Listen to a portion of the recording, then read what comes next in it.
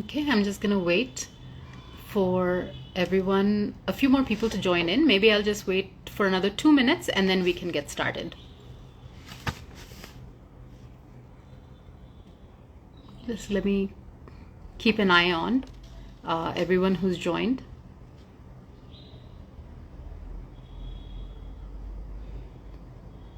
All right. Okay, so let's get started.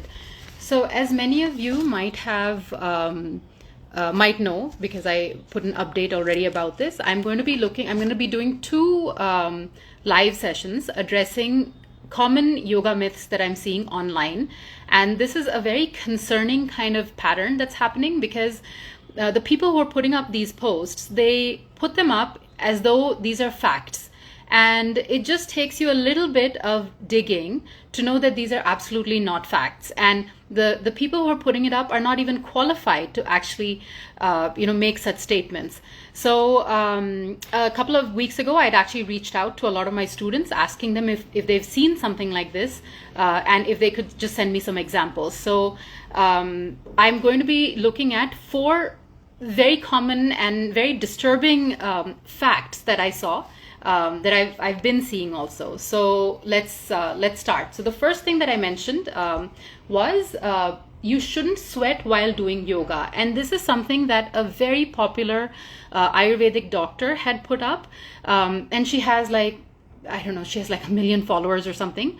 And the post got like 5,000 likes, when I was looking at it. And in fact, one of my students sent me the post saying that, she believes that she shouldn't be doing so many Surya Namaskars because she starts to sweat in the class. And that according to this doctor, that this is not advisable. And, I just shrugged it off because at that time, I wasn't really looking at it very seriously, like anything that wasn't true or, automatically anyone who's not qualified to give advice about yoga, I would just dismiss them. But, now I realize that a lot of people are actually listening to people who are Ayurvedic doctors or who are homeopaths and who are not really properly qualified to give yoga advice. So in this case, this lady has a huge following on social media. And like I said, this post had like, lots of likes. But when you start to look at this post more closely, what she said was the point where you break the sweat, you are done. So implying that you shouldn't do any more, yoga. And she even went on to say, if you continue yoga practice post breaking a sweat, it causes an imbalance in prana. And what such updates do is they try to sort of establish a credibility. So like in this case, the lady was, she's an Ayurvedic doctor. She even goes further to say that, okay, my dad is a yoga teacher and it bothers me when people practice yoga wrong. Now, saying that I am qualified to give advice because my dad was a yoga teacher or is a yoga teacher is like me telling you that my dad is a surgeon and so I should be qualified to do your kidney surgery or something like that. It doesn't make sense. Her dad is the yoga teacher. She's not the yoga teacher. And so there are these qualifiers that people always put. So for instance, like another qualifier is that, well, I lived in the Himalayas for like 10 years with the Himalayan yogis and they told me this. And there's no way for us to verify who these Himalayan yogis were or if they even exist. Another thing that I've seen is someone saying that they lived with the Naga sadhus in Varanasi and, therefore they know what they're talking about. So, whenever you come across such things, you really have to see what is the credibility of the person who's giving you this advice. Only a yoga teacher can give you advice about when to practice yoga, when not to practice yoga, when to stop practicing. It is only a qualified yoga teacher. And qualified yoga teachers do exist. There are master courses that we do. There are other courses that we do. Qualified yoga teachers do exist. So taking your advice from someone who's the son or a daughter of a yoga teacher or someone who's lived in the Himalayas for a long time, you really have to do it with a pinch of salt. You have to be careful. But more than that, this lady had given the reference of the Hatha Yoga Pradipika. And I had a problem with, with this idea that you're not supposed to sweat because I personally have practiced in Mysore and in the Ashtanga lineage, it is very commonly said that you should sweat. And in fact, when you sweat, you shouldn't wipe off the sweat. That sweat should be rubbed into your body. Okay.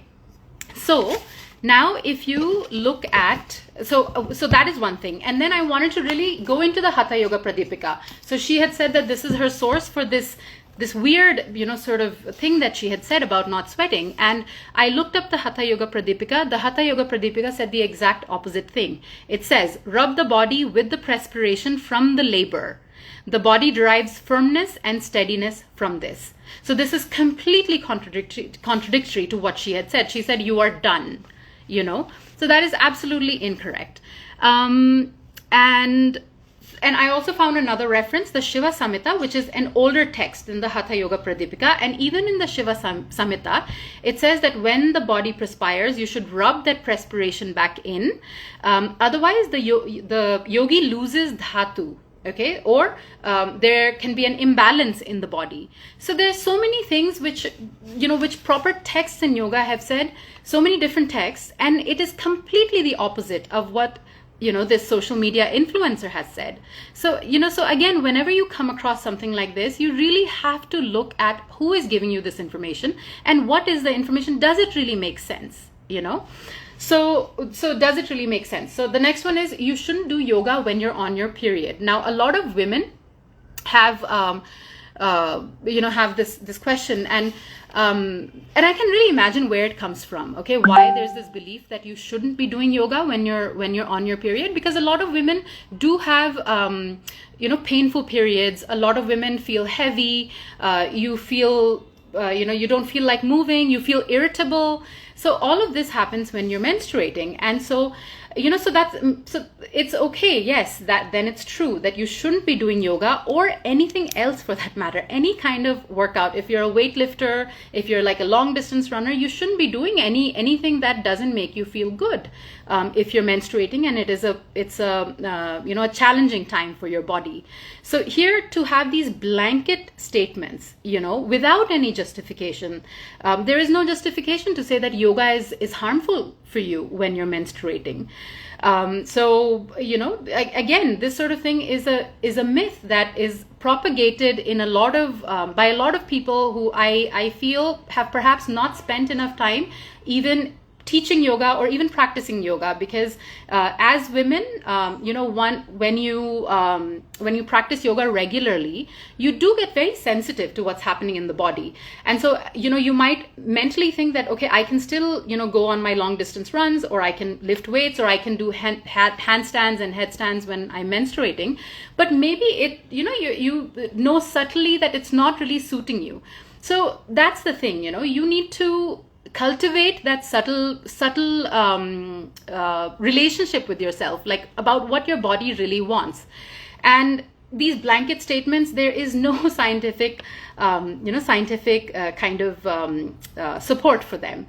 And what I will say though is that your yoga practice should modify. Okay, you should modify your yoga practice when you're menstruating, and that is simply because of what's happening in the body. So if you think about what's happening in your pelvis and in your uterus, the uterus is sort of like the symptoms that are happening in the uterus are similar to the symptoms of inflammation. Okay, when you're about to menstruate. Now, it is not inflammation. Okay, if you have a regular period, you have no other issues. It's not really inflammation, but there is a lot of bloating, there's a lot of pain, and these are also symptoms of inflammation. So there's a similarity in these two. So now overloading your system with exercise will not pacify these symptoms. In fact, it's going to aggravate the symptoms. So that's why I say you can modify your practice. So you should do a more restful practice. If you don't want to practice, you shouldn't practice at all.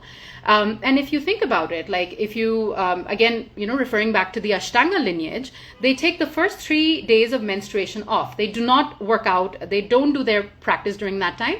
And if you think about their practice, it is a very heavy practice. You jump back, you jump forward, you're doing headstands every day, you're doing back bends every day. And so it makes sense. It makes logical, scientific sense for them to take 3 days off. But if you have more of a fluid practice, but if your practice includes headstands and handstands and they really don't make you feel very good, It is a pelvis which is inflamed, a uterus which is inflamed, the lining, it's at the thickest right before you start to menstruate. And so this heavy uterus, you're trying to, force it to jump up. You're trying to force it to go up into headstand, handstand. It is not really good for you. If you try to force a uterus which is which is at its thickest, the cervix, your cervix is at its lowest point on your pelvis. So during this time, if you try to do twists, very deep twists, logically thinking, it's not going to feel good also. So you're trying to crush something that's already inflamed. Think of it like that. So these are real logical scientific reasons for why you can modify the practice or not practice. But to say that yoga is bad for you when you're menstruating, now that's a blanket statement that I cannot support. That has no logic whatsoever. So listen to your body. Part of I think the real reason why we practice yoga is to have a subtle idea and a subtle connection with ourselves. It's a mind-body connection that you try to cultivate. And so if you're not really listening to your body, that's a very important part of yoga practice that you need to cultivate, So stop listening to other people. Think about what's happening in your body. Think about what you want, what feels good to you, and then do that, The next, and if those of you who have questions, I will take the questions once I'm done. I have only 2 more points that I want to discuss.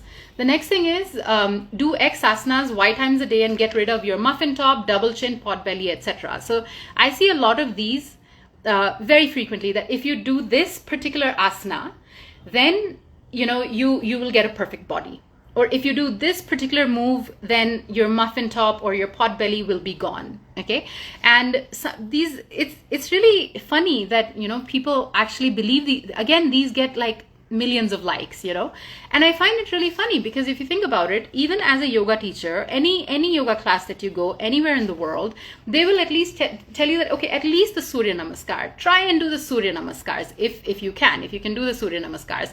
Even something basic like the Surya Namaskar is 10 postures or 12 postures which work on your entire body. If you go to the gym, they have a whole day dedicated to your legs, a whole day for your back, a whole day for your arms, Gym instructors, yoga instructors, like if there was one thing that you could do to really get the perfect body, don't you think like we would have found between us and the gym instructors, we would have already found it. There is no influencer really who has this kind of time to do this research about like standing next to the wall on your tiptoes for 10 minutes a day, and that's going to get rid of all your physical problems. I've seen this. I've actually seen an update that says for 10 minutes a day, you stand next to the wall with your heels up, so on your toes, you'll get rid of back pain and every other pain in your body. It just doesn't make sense. Okay. So, and usually it's something as easy as that, like something as easy as just standing next to the wall on your tiptoes, or it's something really complex. Like there's going to be, like a very difficult asana, and they'll say, just hold this for 10 minutes a day and all your problems will be gone. There is no such asana. And usually these complicated asanas that they show, you can't hold them for 10 minutes. It's hard. It's impossible. So, so again, whenever you come across a post on social media which promises something like a full body workout, but you actually don't have to do the workout, you just have to stand on your toes or just flap your arms up and down, you really have to take it with a pinch of salt, and you shouldn't like these posts and encourage such posts. And also I feel like, yes, if someone's only, workout during the day is to like pick up the remote and change the channel, yes, they flap their arms up and down 100 times. Yes, you are increasing your level of activity a little bit, and you will see some change. But by and large, if you are working out, and you're doing it the right way, you're trying to lose weight the right way, you're getting healthy the right way, flapping your arms up and down, standing on your tiptoes for 10 minutes, that's going to do nothing, and it's just a waste of time. So that is the third one. And the final one that I really wanted to talk about is that affirmations can heal your diseases. And I saw a very alarming post, about dedicated to this. This person was saying that all your health problems are because of your emotional problems. Okay. Now, your emotions and your health are related. There is a correlation. Okay. But you have to look at it case by case. it is not a one-to-one correlation. There's simply no way that this sort of research can be carried out. For instance, there is no way that I can say, well, I had a student who suffered from depression, and then who suffered from depression, and she had neck pain, and once her depression went away, then her neck pain also went up. We're not equipped with the resources to conduct this sort of research. This is a problem that exists in the field of yoga when we try to do studies. When we try to do research and studies, it's very difficult to prove these things because we don't have sample sizes large enough. We don't have enough people who have depression and neck pain and who we can get together and really do some research on them, to conclusive research. So for instance, this person said, your lower back pain is caused because of financial issues. He said your high blood pressure is caused because of inner turmoil. He said your knee problems are because of your inflexibility. He said kidney stones are because of your anger. He said thyroid is because you feel powerless. Okay, and along with all of these, he gave an affirmation. And so what he's doing is he's saying, well, you just do this affirmation and you can get rid of your lower back pain. You do an affirmation, you can get rid of your kidney stones. Does that really make sense? I mean, anyone who's had kidney stones, anyone who has thyroid is such a common problem these days, that, an affirmation is not really going to work. And as a yoga teacher and someone who looks at holistic health, I would suggest that if you have knee pain, if you have thyroid, if you have hypertension, the first person that you should be going to is a doctor and getting a proper diagnosis, understanding what are your options, and then including things like affirmations and yoga into your routine. Only then will it help. Yoga as therapy is a complementary therapy. It is not, something that will help you on its own. For certain things, you just need medicine. If you have a thyroid that doesn't function, we can try and stimulate it through yogasanas. And, there are many articles that you can find about how to do that. But if your body is not producing a particular hormone, you will have to take supplementary medicine to do that. So take some stuff that such as this, like that affirmations can really solve everything. You have to take it with a pinch of salt. So a person who says, well, okay, your lower back pain is because of your financial issues, and believe me, I have been hearing this since the time I started practicing. More than 15 years it's been that people say, well, your lower back pain is because of your financial issues, and your neck pain and upper back pain is because of your emotional issues that you have. And that's absolutely not true. When you say something like, okay, your lower back pain is because of your financial issues, you're not looking at other things such as bone density. You're not looking at posture. You're not looking at how a person sits. You're not looking at so many factors that contribute to lower back pain. Now I think affirmations do help. Okay, I practice affirmations myself. I would recommend affirmations to everybody. They're good things to do. But what they do is more work on your mental health. Okay, so if you have a tendency to be negative, or if you hold some deep-seated beliefs about certain things, affirmations will help. To change your beliefs around, or to change your perspective also, and to bring about a general, positivity in your body. But to say that, I'm going to do an affirmation about not being inflexible, like, oh, that I'm a very flexible person, this is my affirmation, and that's going to fix your knee problems. There's really no qualified yoga teacher who will tell you that you can fix your knee problems because of, with some affirmations, that your thyroid can be fixed because of affirmations. Kidney stones, that if you, kidney stones are because this, according to this influencer, it's because of anger. That if I say I'm not an angry person, I'm a very calm and peaceful person, that all of a sudden my kidney stones will be gone. This is absolutely not true. And, but somewhere, specifically for this post, I do have to say that affirmations work on reducing, they can also work on reducing the stress in your body. And yes, stress is something that can cause problems like with your hormonal balance. So we can say that, okay, if I practice affirmations, it will reduce the amount of stress in my body. And then that will have a positive impact on, let's say, my thyroid, or, let's say on my high blood pressure, because ultimately stress releases cortisol and adrenaline in the body, which can then impact, the peripheral muscles near your heart. So then, they constrict, and, so in effect, stress is causing this physical sort of a problem in your body, and that can lead to high blood pressure. So somewhere there is a correlation, but really just to blankly and openly say that, your high blood pressure is because of some inner turmoil that you're, facing, or your thyroid is because you feel powerless in life, that's really like misleading people. And again, the whole point of this live is to make you more empowered to see what is going on social media, to see how these myths are being put forward to you, just for increased views and likes and stuff like that, and to give you some sort of false hope.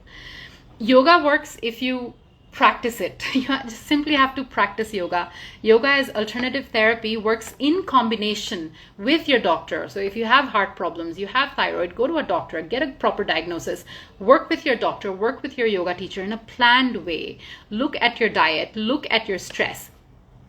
Don't look at these social media influencers who are not qualified to give you advice, who don't have, the experience even to give you advice, and they're just masquerading as these professionals or these experts. You need to, before we used to say, okay, you have to be a conscious consumer. You have to be a conscious consumer of of information on social media, a conscious social media consumer, because all of these are just not true. So if you have any questions, I'll take them now. I hope this was helpful for many of you. I saw many of you who had reached out to me. You've also joined. So if you have any questions, let me know. Otherwise, we can actually close the session. And my next session is going to be next week, where I'm going to specifically talk about why this perception that we have that there's a yogasana for a particular ailment is problematic, why this perception is problematic, and how yogasanas can actually help you. So let me know if you have any questions. Okay, Jyoti says hi. Hi, Jyoti.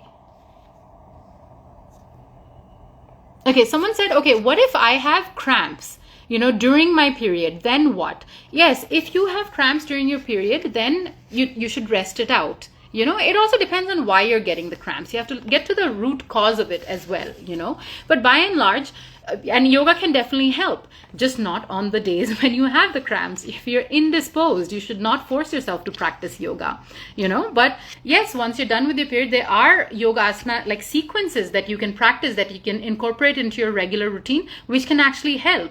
But if you have cramps when you're, when you're menstruating, and then you try to force yourself to do yoga, then that's completely wrong. That's a wrong approach.